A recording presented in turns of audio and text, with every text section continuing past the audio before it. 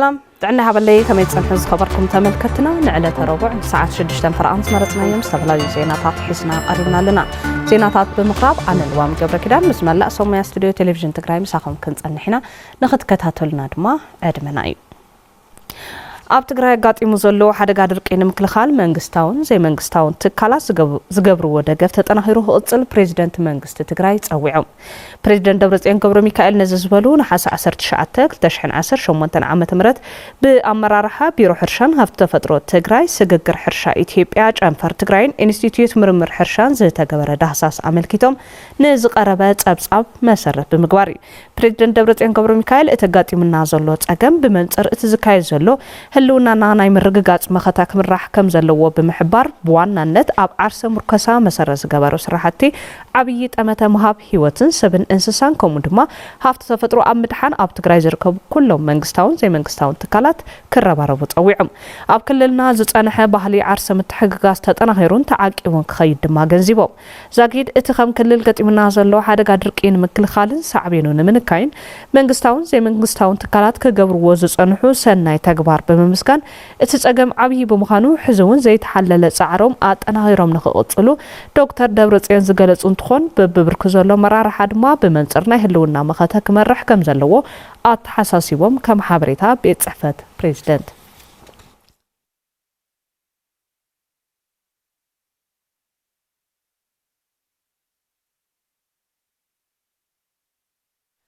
መንግስት ትግራይ ትርጉም ኣብ ዘይብሉን ህዝብና ንዘብርሱን ፍረ ኣብ ዘይብሎም ተደጋገምቲ ዘተታት ንምድግጋም ድሌት ኮነ ፖለቲካዊ ሸውሃት ከም ዘይብሉ ቢሮ ጉዳያት ኮሙኒኬሽን ትግራይ ኣፍሊጡ እቲ ቢሮ ነዚ ዝገለጸ ነበር ናይጀሪያ ፕሬዝደንት ኦሉሴጉን ኦባሳንጆ ምስ ፕሬዝደንት ትግራይ ንዝገበርዎ ዘተመልኪቱ ኣብ ዘውፅኦ መግለጺ እዩ ገብረ እግዚአብሔር ገዳሙ ከምስዕ ካርበልና ነበር ፕሬዝደንት ናይጄሪያ ኦሉሴጉን ኦባሳንጆ ናብ ትግራይ ምምጽኦም ኣመልኪቱ ዝተዋህበ መብርሂ ነበር ፕሬዝደንት ናይጄሪያ ኦሉሴጉን ኦባሳንጆ ትማሊ 18 ነሐሴ 2018 ዓመተ ምህረት ናብ መቐለ መጽኦም ምንባሮም ይፍለጥ እቶም ነበር ፕሬዝደንት ናብ መቐለ እንትመጹ ኣቐዲሙ ፕሮግራም ዘይተተሓዘሉ ዋላ እኳ ይኹን ፕሬዝደንት ትግራይ ግን ኣቐዲሞም ዝሓዝዎ መደብ ኣጽኒሖም ተቐቢሎም ኣዘራሪቦም እዮም ይኹን እምበር ኣብቲ ዝተገበረ ዝርርብ እቶም ነበር ፕሬዝደንት ብመሰረት እቲ ኣብ ወርሒ ሰነ 2018 ዓመተ ምህረት ምስ ኣመራርሓ መንግስቲ ትግራይ ኣብ መቐለ ዝተገበረ ምርዳእን ዝርብን ትርጉም ዘሎ ክትትል ስለ ዘይገበሩ መንግስቲ ትግራይ በቲ ተግባር ሕጉስ ከም ዘይኾነ ዘሎ ቅሬታ ተገሊጽሎም እዩ ኣብቲ እዋን ኣብ ዝተገበረ ዘተ ምስ መንግስቲ ፌደራል ዝርብ ክጅመር እንተኾይኑ ከም መእተውን መጀመርን 5 ቁልፍ ነጥብታት ተላዒሎም ምስ መንግስቲ ፌደራል ክዘራረብሎም ምርዳእ ተገይሩ ነይሩ እዩ በዚ መሰረት ኣብ ልዕሊ ትግራይ ዝተነበረን ዝቕጽል ዘሎን ኢኮኖሚያዊ ማዕቀብን ክልከላታትን ክልዓል ኣብ ልዕሊ ትግራይ ዝነበረን ዘሎን ወታደራዊ ክባ ክቋረጽን ወጥሪ ክሃድን ላዕላዊ መረበት ትግራይ ናብ ንውር ክምለስ ተመዛበልትን ዝተሰደዱትን ወገናትና ድሕነቶምን ክብሮምን ብዝሓለወ መንገዲ ናብ መረበቶም ክምለሱም ምምላስ ፖለቲካውን ሕጋዊ መንነት ህዝባዊ ወያነ ሓርነት ትግራይ ሕወሓት ዝውሉ ነይሮም ነስዒቡ ነበር ፕሬዝደንት ኦሉሴጉን ኦባሳንጆ ምስ ፌደራል ሰበስልጣናት ድሕሪ ምዝራብ ኣብ ውሽጢ ሓደ ወይ ክልተ ሰሙን ናብ ትግራይ ክምለሱ ምዃኖም ገሊጾም ነይሮም ይኹን እምበር እቲ ኩነታት ኣዝዩ ዘተሓሳስብን ቁልጡፍ መልሲ ዘድልየን እኳ እንትኾኖም ምንም ዓይነት ክትትል ኣይተገበረን ኣብ ልዕሊ እዚ ድማ ብዝሕዝን መልክዑ ኣብቲ ሕዚ ዝተኻየደ ዝርብ እውን እንትኾኖም ኣብቶም ኣገድስቲ ነጥብታት ዝበሃሉ ኣብ ፌደራል መንግስቲ ዝተርኣየ ሓድሽ ሓሳብ ወይ ድማ ዝጭበጥ ምዕባለ ዘየለ ምዃኑን እቶም ነበር ፕሬዝዳንት እውን ዝማዕበለ ፕሮፖዛል ይኹን ሒዞም ዘይምምጽኦም እዮም እዚ ስለ ዝኾነ መንግስቲ ትግራይ ከምቶም ኣብ ዝሓለፉ 4 ዓመታት ዝተኻየዱ ፍረ ዘይብሎም ተደጋጋሚ ዘተታትን ዘይፍጸሙን ኣብ መሬት ዘይወርዱ መጽባዕታትን ከምኡውን ህዝብና ዘብርስን ተግባራትን መስራሓትን እንደገና ንምድጋም ድሌት ኮነ ፖለቲካዊ ሸውሃት ከም ዘይብልና ክነራግጽ ንፈቱም ሰላምን ምርግዓን ብዘይጭቡጥን ትርጉም ዘይብሎምን መጽባዕታትን ክራገጽ ኣይኽእልን ካብዚ ብምብጋስ መንግስቲ ትግራይ ሕዝቡን ንትርጉም ዘለዎ ተኣማንን ብግዜ ዝተገደበን ከምኡውን ትርጉም ዘለዎ ደገፍ ብዝገብሩ ቀንዲ ዓለም ለኸ መንግስታትን ትካላትን ዝድገፉ ዝርባትን ርክባትን ድሉ ምዃኑ ደጊሙ ከራግጽ ይፈቱም ቢሮ ጉዳያት ኮሙኒኬሽን ትግራይ 19 ነሐሴ 2018 ዓመተ ምህረት መቐለም ናብ ድርድር ዝቐርብን ፖለቲካዊ መሳርሒ ዝውዕልን ብሄራዊ ረብሓ ትግራይ ከም ዘየለ ምክትል ፕሬዝደንት ትግራይ ኣይተ ኣማኑኤል ኣሰፋ ገሊጾም ኣብ ውሽጢ ትግራይ ዝኾነ ይኹን ሓይሊ ሉዓላውነት ትግራይ ናብ ዋጋ ዕዳጋ ናይ ምቕራብን ስልጣንን ሓላፍነትን ከም ዘይብሉውን ኣገንዚቦም ኣይተ ኣማኑኤል ኣሰፋ እዚ ዝገለጹ ንዘረባ አንዳርጋቸው ጽጌ መሰረት ገይሮም ኣብ ፌስቡክ ገጾም ኣብ ዘስፈርዎ ጽሑፍ ሸዊት ሙላለን ተወሳኺ ጸብጻብ ክትበና አቡሽጥ ትግራይ ዝኾነ ይኹን ኃይሊ ለዓላውነት ትግራይ ናብ ዋጋ ዕዳጋ ናይ መቕራብ ስልጣንን ሓላፍነትን ከም ዘይብሉ ምክትል ፕሬዝደንት ትግራይ አይተ አማኑኤል አሰፋ አረጋጊጾም አይተ አማኑኤል አሰፋ እዚ ዝገለጹ ንዘረባ አንዳርጋቸው ጽጌ መሰረት ገይሮም ኣብ ፌስቡክ ገጾም ኣብ ዘስፈርዎ ጽሑፍ እዩ አንዳርጋቸው ጽጌ ምስ ብልጽግና በመትሕባር ኣብ ልዕሊ ህዝቢ ትግራይ ዝፈጸሞ ጆኖሳይድ ከይኣኽሎ ሕዝውን ምስ ብልጽግና ዝተባእሰ መሲሉ ህወሓት ንፋኖ ማእኸል ለማኒ ከም ዝለኣኸን ለዓላው ግዛት ትግራይ ከም ዘይሓትት ንመንግስቲ ኤርትራ ቃልኣት እዩ እናበለ محسون تقيسهم سرعة بلጽግና ገንዘብ መዲቡ በህዝባው ኃይልታት ዝተፈጠረ ምሕዝነትን ምፍራስ ደለልቲ ቆጽር ከም ዘሎን እዚ ተግባር ዝውን ናይ ትሽርሕ ውጽኢት ምዃኑን ነጺሮም እቲ ምሕዝነት ሓደጋ ህልውና ዘንጸላሎም ኃይልታት በሓባር ዝቃለሱሉ ባይታምበር ብልመና እቲ ሓደ ነቲ ሓደ ጸዊዑ ቃዝኣትወሉን ዝልምነሉን ጉዳይ ኣይኮነን ብምባል ኩልና ኣብቲ ቃልሲ ዘለና ኃይልታት ዘረኸበና ዋና ጉዳይ በጆኖሳይዳው ስርዓት ብልጽግና ኣብ ሓደጋ ዝወደቐ ናይ ህዝብና ናይ ሓባር ህልውና ኢሎም ኣብ ውሽጢ ትግራይ ዝኾነ ይኹን ኃይሊ ለዓላውነት ትግራይ ናብ ዋጋ ዕዳጋን ድርድርን ናይ መቕራብ ስልጣንን ሓላፍነትን የብሉን ዝበሉ አይተ አማኑኤል አሰፋ ህወሓት እውን ናይ ህልውና ቃልሲ መዘካየዱ ህዝባዊ ኃይልታት ኣብ ግልጽነት ዝተደረኸ ሓበራዊ ምሕዝነት ይገብር እምበር ንውህብቶ ዘቕርቦ ነገር ከም ዘይለ ኣስሚሮምሉ ኩላትና ህዝብና ካብ ናይ ህልውና ሓደጋን መድሓኒና ንተሓባበርን ንቃለስን ዘለና ድማ ኢሎም ኣብዚ ሰሙን እንዳርጋቸውን መሰላቱን ቆርበት በጊዕ ተኸዲኖም ኣብ መንጎ ተሓባበርቲ ኃይልታትን ኣብ ህዝብታትን ጥርጣረ ብምዝራእ ነቲ ቃልሲ ንምፍሻል ይሰርሑ ከም ዘለው ብምምልኻት እዚ ድማ ናይ ሙሉእ ዕድሞኦም ዝተጠመዱሉ ፖለቲካዊ ሽርሕ ምዃኑ ገሊጾም ህወሓት ብመንግስቲ ኤርትራ ይኹን ብኻሊእ መንገዲ ንዝኾነ ኃይሊ ዝለኣኸው መማእኸል ኾነ ዝኣተወ ቃል ከም ዘየለ ዘነጸሩ ምክትል ፕሬዝደንት ትግራይ አይተ አማኑኤል አሰፋ ዘራኸበና ሓበራዊ ናይ ህልውና ሓደጋን ሓበራዊ ቃልስን ብምዃኑ ቆርበት በጊዕ ብዝተኸድኑ ተኻሉ ከም ዘይንዕንቀፍ ጌርና ክንሃንጾ ኢና ኢሎም حلواتن دحنتن حزب تግራይ ንምርግጋጽ ሕዝውን ከም ወትሩ ድልዋት ከም ዝኾኑ ሓርበኛታት ተጋደልቲ ነበርት ከተማ አክሱም ገሊጾም ንጸብጻብ ፍሳ መስገበ ገብረ መስቀል ኪሮስ ኣብ ህሉ ኩነታት ትግራይ አመልኪቶም ርእይቶ ዝሃቡ ሓርበኛታት ነበርቲ ከተማ አክሱም ህዝብ ትግራይ ንምጥፋእን መሬታን ንምጉባጥን ኩሉ ዓቅሙ ዘጥቀም ዘሎ ጀኖሳይደር ስርዓት ብልጽግናን ምካት ድልዋት ምዃኖም የረጋግጹ ናይ ምላውን ናይ ዘይምህላውን ሓደጋ ይጋጥሙና ዘሎ ስለዚህ ክንህሉ እንተኾይና ግድን ክንቃለስ ክንክለለና ምክንያቱ ዝመፀና ዘሎ ሓደጋዊ ዝመፀና ዘሎ ጸላይ ንዓና እንተጥፈ ክነብር ከም ዘይኽእል ንዓና እንተጥፈ ኣስባብ ስልጣን ክቅጽል ከም ዘይኽእል ዝፈልጥ ጸላይ እዩ ስለዚህ ንዓና ታሕቲ መሬት ቀዊሩ ንስድለት ክገብር ዝሓስብ ጸላይ ስለ ዝኾነ ንሕና ድማ ምንታን ክንህሉ ምንታን ክንቅጽል ታሪኽና ባህልና መንነትና ናይ ተጋሩ ህልውና ክቅጽል ስለ ዘለዎ ኩላትና ዓቅምና ብዝፈቀዶ መንገዲ ክንቃለስ ከም ምቅላስ ወጻውን ካሊ ዝኾነ ይኹን መማረጽ የና ንሕጅ ጸላይ ንዓና ከየጥፈ ይድቅስል ዕላምኡን እዩ ንፈልጦይና ማለት ለዚ ዘለና መማረጺ ኩልና ኢድካይልና ደጀንን ግንባርን ኮይና ጸላይ ዝተዘየጥፊና ከም ስርዓት ዝተዘየጥፊና ከም ህዝቢ ናይ ምንባር ዕድልና ብጣዕሚ ጸቢቢ ትድልየቶም ንሱ እዩ ማለት ስርዓት ብልጽግና ከተማ ይኹን ኣቲፍ ነታ መሬት ወንስ ገሊጡ ከም ህበብ ፍዕንት ክትዓሪ ዝበሃል ምስራ ተገብራ ይደሊ ንሃና ሃብተገነት ንሁሉጡ ንወስዱ ሰብደልዩ ንሕና ድማ ነዚኣ ዝመላእ ህዝቢ ትግራይ ዚውን መንእሰዩ ዓብይ ንእሽን ይኹን ንሃገሩ መስዋዕት ከፊሉ ታሪኹ ክደግም ከም ናይ ኣያታቱ ከም ናይ ቀደም ዓይኒ ግዛኣን ናይ እንዳማትና ዓይኒ ደምን ናህና ከዓ ዓይንህን ዝካድ ዘሎ ቃልሲ ንምርጋጽ ህላው ህዝቢ ከም ዝኾነ ዝገለጹ እቶም ሓርበኛታት ንፍትሕን ርትዕን ዝቃለስ ዘሎ ህዝቢ ትግራይ ፍጹም ከም ዘይጠፍእን ክብሩን መንነቱን ድማ ብቃልሱ ኣረጋጊጹ ክነብር ይብሉ ዓይኒ ግዛኣን ዓይኒ ጠፍእን ባህልቲና ንሕና ከም ተጋሩ ስለዚህ ነዚ ንምንታን ክንህሉን ምንታን ክንቅጽልን ክንቃለስን ይዝግበና ካሊ መማረጹን ይብና ንሕጅ ገጢምና ኢና ዘለና እንትዝገጠምና የጸላ ድማኒ ኣብ ሓጽር ግዜ ተቃሊስና ክነጥፎ ህልውናና ክነራገጽ ነጻነትና ክነውጅ ይግበና የከም ህዝቢ ይግበና እውን ተቃለስና ለዝመጻና ዓላማ እውን ሕጂውን ተወዲና ንቃለሰለና ኣብ ጫፉ ጽሕና የና لازم ካብ ምቅላስ ሓሊፉ ካሊ ዝኾነ ይኹን መማረጽ ከም ዘይና ኣሚናና ኣፍቃልሲ ዘለና ስርዓት እዚ ብሓጺሩ ክነጥፍእ ኩልና ምድላው ኣለና ለይትን ቀትርን ንሰርሕ ኣለና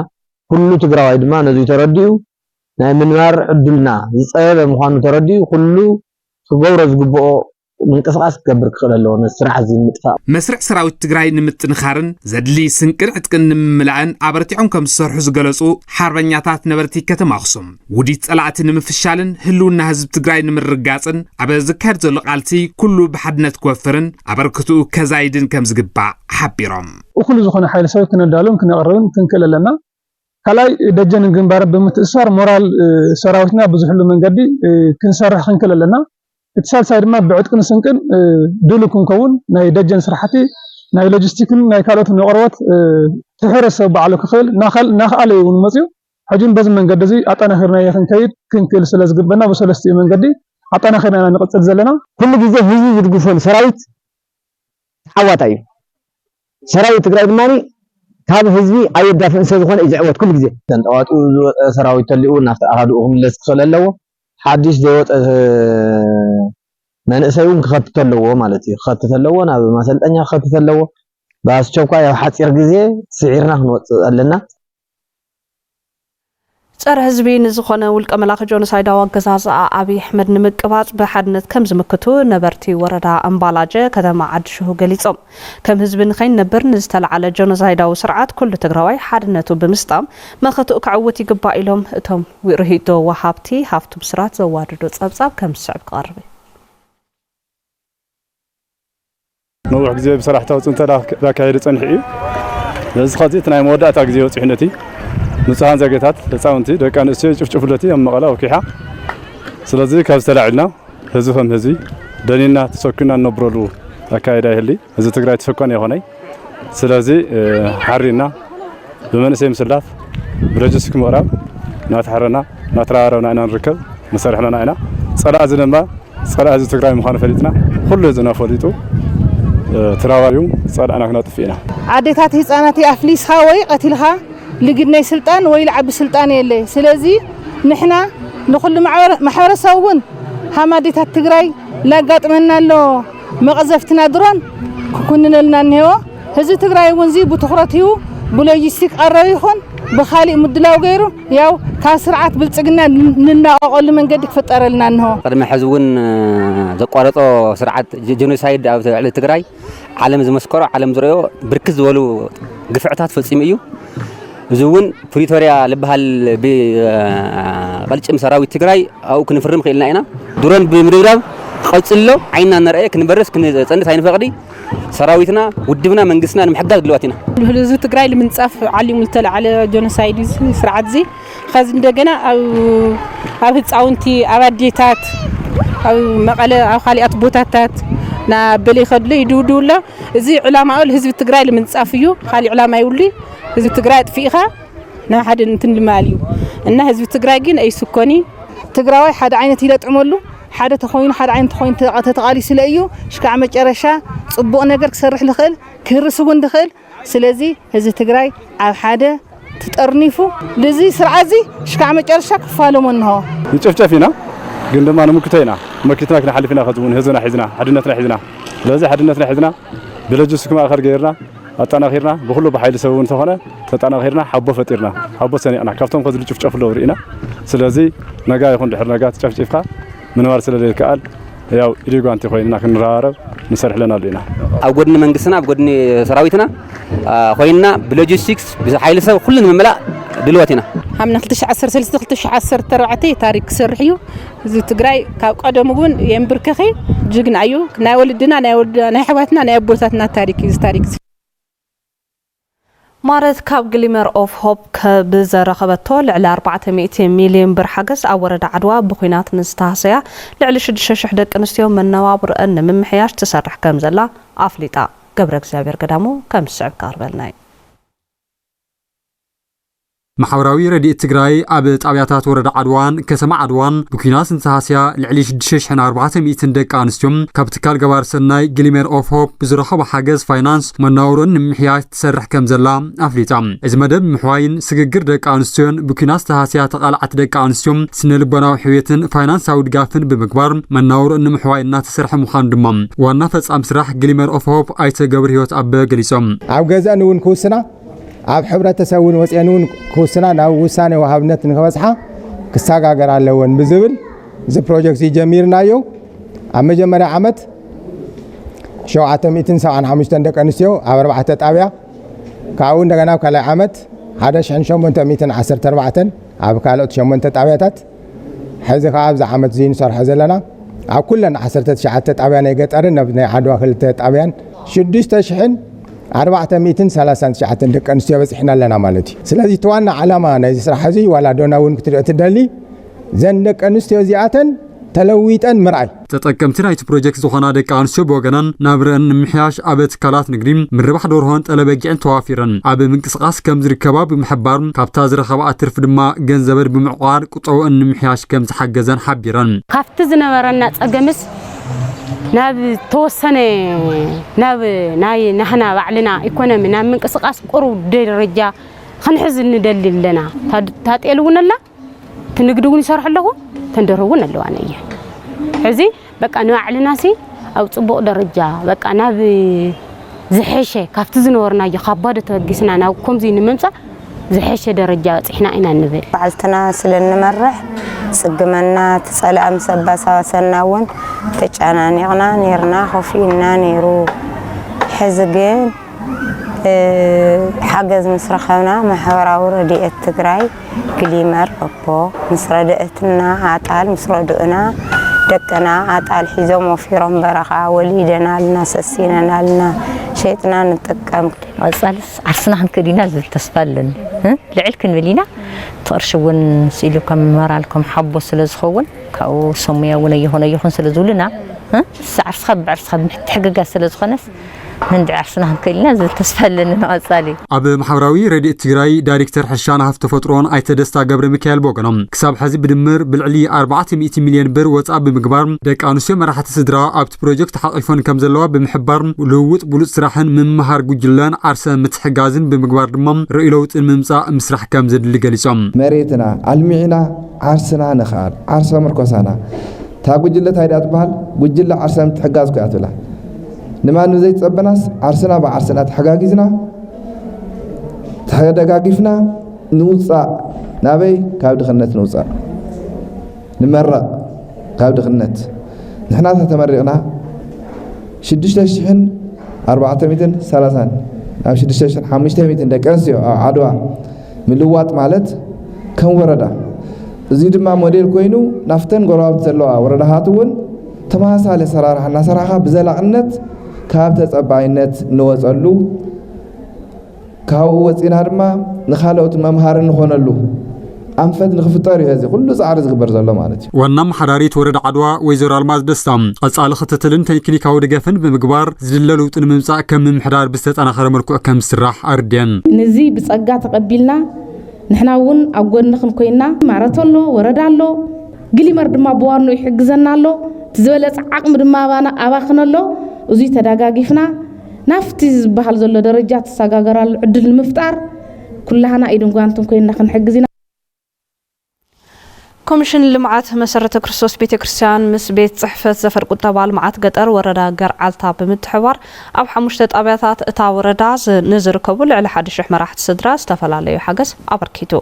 تستقبر حجز كافتن حمشتت أبياتات توصات تحوت من نوابرزلو مراحة صدرا خوينم عرسو مركوس أم نمرقاز علم كم زخونة تحبيرو اتعلام عود سخون دما تتأكمتو وهاب زلو حجز أما علو بمعال عرسو مركوس أم ترقا قصهم زخونة حالا في بيت صحفة زفر قطبا وردا قرعالتا ايتا هايلايت تسفاي كليصوم تتقمتو بوغنوم استغبرلم حاجز بمسكان ام ممحياش عرسه مركوسومن وسانن مبغسن كم زخونه بمحبار مستزلو خنتا درق دما كم ز عينت حاجز قصالنت نخلو تلابيوم كان صبصاب حبريتا ركبن وردا قرعالتا